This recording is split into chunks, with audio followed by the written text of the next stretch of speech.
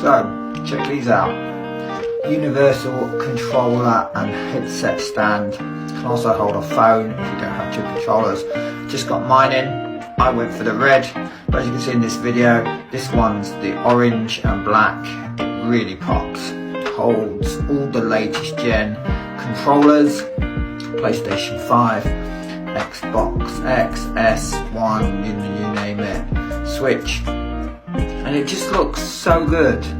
Just sort of, I can't get over how nice they look. And here they are without anything loaded on them.